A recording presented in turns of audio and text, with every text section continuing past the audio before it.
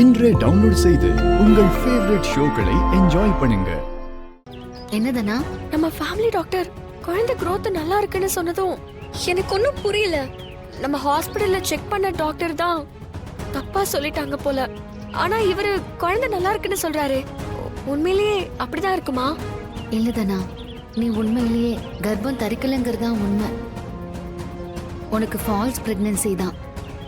பத்மா அத்தைக்கு உடம்பு சரியில்லைன்னு டாக்டர் வராங்கன்னா பாட்டி கண்டிப்பா உன்னையும் செக் பண்ண சொல்லுவாங்கன்னு நினைச்சேன். அதனால நான் நம்ம ஃபேமிலி டாக்டருக்கு கால் பண்ணி விஷயத்த சொன்னேன். அப்போ அது உண்மை இல்லையா? ஹலோ, யாரு?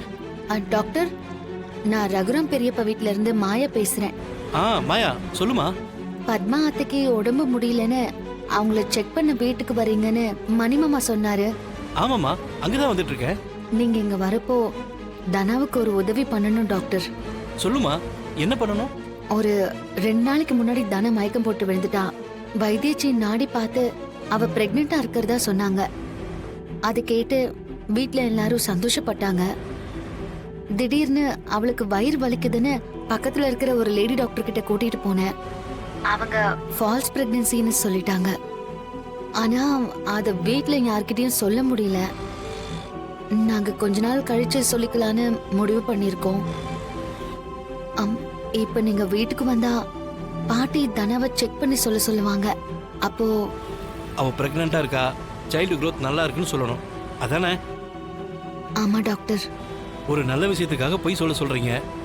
சொல்றேன், ஆனா நாளைக்கு என்ன சிக்கல்ல மாட்டி விட மாட்டீங்கல்ல? அப்படிலாம் ஆகாது டாக்டர்.